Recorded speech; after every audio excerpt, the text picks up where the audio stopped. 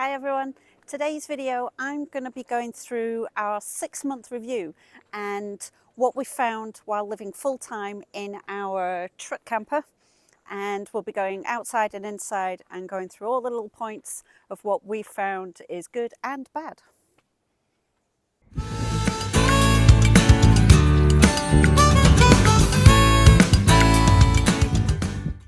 This is a 2017 Ford F350 and we've got the gas model, not the diesel. We've heard stories about how the diesel's a lot more powerful, but we've not had any issues at all. And it's holding a truck camper which is dry weight is just short of 2,700 pounds. So we think it's about 3,300 roughly. We haven't weighed it yet. But we've had no problems going up hills, up the mountains or anything with this truck camper. On the flip side, this truck does use up a lot of petrol, and that does determine how far we want to go in a day sometimes. We have slowed down a lot over the 6 months. When we first started, we were zipping everywhere, but now we definitely slow down and try and use up that petrol in a much longer period of time. In terms of reliability, we've had no issues with the Ford at all.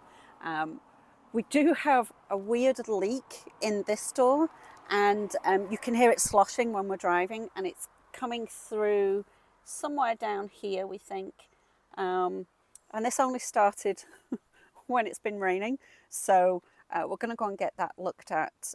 We're going to go and head back to Penticton and go to the Ford dealership there. We've had one service so far and they were really good, and we found, compared to the Winnebago, that was on a Dodge chassis, and we just kept getting issues with the dealers and with the actual chassis. So I know when we were looking at buying truck and truck camper, my partner definitely wanted to go with Ford, and so far we've had a really good experience. There's a couple of minor issues that we're not liking about the Ford. The lumbar that's in these chairs are pretty bad. If we do any long haul driving, both of us get pretty achy backs. And also the radio is pretty useless. Even when we hook up our iTunes, it just, the sound quality is just not there. Our rig is 25 feet long and 11.5 feet high. So it's not been as convenient when it comes to parking, either street parking or in some small car park spaces. We're also a little bit wary about where we take it because of our height, especially when it comes to tree cover. So it's not been as convenient as we thought it would be in a truck camper. And also, it's really hard to clean, as you can see.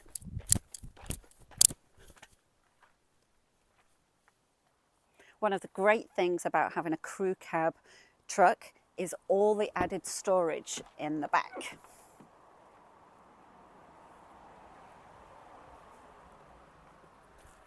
Much better than having it in the camper. So the tyres we have on this truck are Firestone Destination XTs. We've not had these before, but they've worked really, really well for us. We've been off-road a couple of times and had no issues.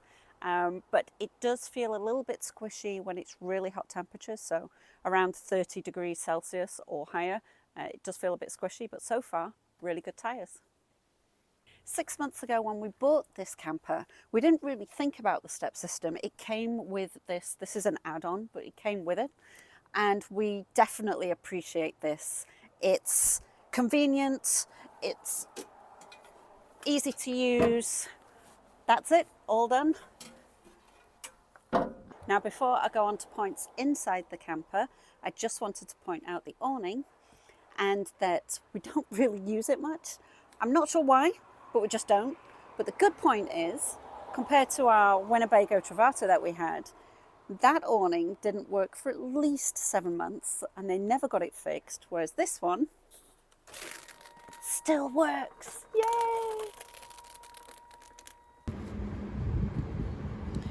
We're doing a house sit just down the road, and it's My Chosen Cafe, and they're open 6 days a week, and we're coming here almost every day. I can't just get a coffee, got to get cake as well. So we've been living in the camper for a little while, and we were planning on cleaning the vents. What we didn't realise was that they're actually glued shut. So normally you unscrew these and you can pull the mesh down, clean it up, screw it back on and put it back together again. So when we were getting the window fixed back at Fraser Way in Kelowna, I'll link that video below, we got them to have a look. And because this is an ex-rental, so it wasn't owned by someone else, it was them that owned it. So they had a look, and yes, all the vents are sealed shut. So we have booked the camper in at the end of September to get a sealant check, and we're going to get them to unseal all the vents so we can get in them and actually clean them. Because we even found with the toilets, because we've got a black holding tank, so there needs to be a vent to release the gases. That's even been sealed shut, so we can't unscrew it to double check that nothing's blocking, you know, a nest isn't in there or something's blocking the vent to let the gases out. So we're going to get them to fix that as well. So a couple of things we'd noticed once we'd lived in the camper for a little while. One of the things that we've added since living in the truck camper for full time is a bed topper. Now, my partner has no problems with the basic mattress that comes with the camper, but I was having problems sleeping, so we've added just 1.5 inch foam topper, just like that, and we got that from Walmart, and it was just $90, but it was a quick, easy fix, and now we're both sleeping really, really well. In my very first ever video, I mentioned that I was a little bit worried about this fridge. This is a Dometic 7 cubic feet fridge freezer, and it's a 2-way. Now, Winnebago we used to had a 3-way, which meant it ran off the house batteries. This one mainly runs off propane, and then when we're plugged in, it'll run off the electric. We'd heard stories about it not holding the cold, and that you have to be really level or it can seize up. We've not had a single problem with this fridge. It's kept a temperature, and we've had some really hot days through summer, but it's worked fine, and yeah, have no problems at all. And also, quick one, 7 cubic feet, really good for living full time. It's a really big fridge freezer, and we can pack that in, and we have a good week's worth of food all in one fridge, so that's a bonus. This camper doesn't have AC. We got one without one. But 6 months on, through the summer months, looking back, would we have got one with an AC? Yes, we would. It's been pretty uncomfortable on the really hot days.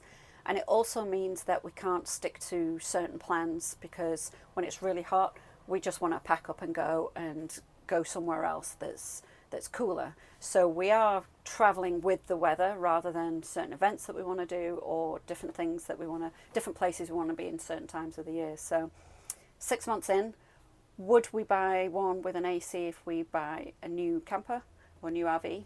Yes, we would definitely have one with AC. After living for 6 months full time in this truck camper through the summer months, we found another thing that doesn't quite work for us.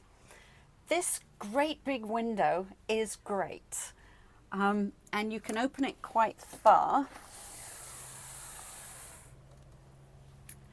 and you can and when it's really hot day, you can put the fan on, you get a cross breeze, but only if you sat there. This window here on this section doesn't open, so I could be sweltering in the heat on this side, and then on that side I can have the cross breeze and be very, very cool. Our heating, Dometic fan, works really, really well. It heats up this small space really, really quickly, and we only have 2 vents. We have one just under the fridge there, and then the other one is just by my feet here, which definitely makes our feet nice and toasty. And oh no, don't chuff the beer. What we did find though was when we were up in Banff and up 3,000 feet, we'd heard stories about if you go to a certain elevation that the propane doesn't work as well. So we were having problems where it just wouldn't kick in. I did mention that in a video that we've got. I'll put a link down below. We did get a comment from somebody who was watching that video and said, you should be good all the way up to about 10,000 feet. So we're not quite sure why it wouldn't kick in. We're definitely on lower ground now and it works pretty much every day. We haven't had a problem at all. So yeah, I'm not sure why that didn't work. This camper doesn't have an inverter, which means if we're not plugged in at a campsite, we can't plug things into the sockets. They just don't work. We've not really missed that, but we found that that's because we actually camp differently now. So at the beginning of this 6 months that we've had the camper, we were traveling more like we did when we had the Winnebago, which had lithium batteries and a very big inverter, in that we were just doing a lot of street camping, a lot of dry camping, and we found that now we're actually doing a lot more campsites, which means we are plugged in more, and which means that we can use all our sockets and we can use power just any way we want, so we don't have to worry about the batteries and we don't need an inverter. One of the things that drives my partner absolutely crazy is banging his head. He's 6 foot, I'm 5'3", so I don't have a problem, but he keeps banging his head all the time. He bangs his head on the doorway coming on in. He bangs his head on the bathroom doorway coming on in. And in the bathroom there's a skylight, which is great for people who are tall. There's the top of it, but it curves down and he keeps banging his head on here when he's washing, brushing, whatever. Bangs his head there as well. So he's constantly banging his head. So it's not just his head. He also bangs his knee constantly on this handle. None of the other handles, just this one. I've mentioned it before, but this is a 6-month review. So this table is great. Really good size. Can fit 2 laptops, eat dinner easy. This is just a quick one to say, definitely like the table. We really like the water tanks, the holding tanks on this camper. Really big, last ages. The problem is the sensors. So on the black, it's saying we've got 1/3 full, which we don't. We've emptied, we've done a black flush, and we've even had specific cleaning tabs down there to clean it all out, but it's still showing 1/3. So we just guess. We hardly ever look at that now anymore. We've been in it long enough to gauge how long our tanks last, which is about a week. After 6 months of living full-time in our camper, we've only had 2 major repairs that needed to be done. The first one was the big window on the dinette. That started leaking. We tried caulking it ourselves, but that didn't work, so we took it back to Fraserway in Kelowna, and they pulled the whole thing out, fixed it properly and put it back in again. And then the other repair was the toilet valve stopped working, so it constantly flushed. It didn't stop flushing, so we had to switch our water off, so we didn't have any water. We were on Vancouver Island at the time, so we rushed up to Duncan to Travelland, I think they're called now. They used to be called Greg's, but they're called Travelland RV now, and they fixed that. Both places were brilliant to work with. They fixed things pretty much the same day that we turned up, and would definitely use those guys again. We have 100 watts of solar power on our roof, and we have 2 AGM batteries. Now the batteries were bought brand new 6 months ago when we bought the camper, and generally it's worked out really well, but on a cloudy day that 100 watts doesn't really power our batteries. So by the time we get to the next morning, our batteries are so low that we don't want to switch anything on. We just need to drive. We get a little bit of power from the truck, but we do need solar to be able to top up our batteries properly, or plug in at a campsite and use the batteries that way. When we get it serviced later this month, there's a couple of jobs that I've added onto the little list that they've already got. The blind in the kitchen, the string has snapped, so they just need to replace that to fix it because it doesn't work. And this cupboard here, if I want to open it, I have to use all my strength to pull it open. This magnet is amazing, but it's not very good for us. It's loosening the actual cupboard. We keep kind of trying to fix this hinge because it loosens up because we keep pulling at it. So we're going to change this clasp. We're going to get one of the clasps that are here, which is a bit more of an easier kind of, it's still locking system like that, but I don't have to pull at it, which is probably damaging this cupboard door. Okay, let's summarize. Are we happy with our rig? Let's start with the truck. Yes, we're happy with the truck. It's powerful, it's got space in the crew cab, and we have had really good experiences with the dealer that we've been working with. It's, especially compared to the Dodge that we've had through the Winnebago, we dealt with a few dealerships that way, and we weren't happy with them at all, but Ford so far have been really good. So the lumbar in the chair and the sound system in the truck are just minor problems that we personally have with it, but overall it's done really well. And when it comes to the camper, 6 months in, are we happy? Yes, definitely. It's very livable. There's a livable space, and the three really big things that we like is big tanks, big bed, big fridge, oh, and a big table. So 4 big things that we like about the camper. And after 6 months of living in it full time, things we don't like, or more so what my partner doesn't like, is constantly banging his head and his knee. And the quirks of it being an ex-rental is that the vents are sealed shut, and looking back, we would have got one with AC, definitely.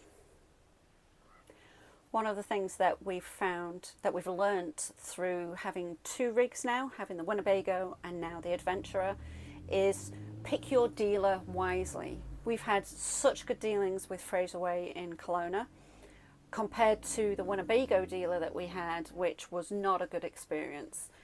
So it does give you a lot more confidence in when you're traveling full time that you can get things repaired in a timely manner. And with Fraser Way, they're across Canada, so it doesn't matter where we are, we should be able to get to a dealer pretty quickly. Well, that's it. First 6 months done. If you enjoyed this video, please give it a thumbs up and a like. And if you haven't already, please subscribe, click on the notification bell so you know next time I post. And I'll see you in the next video.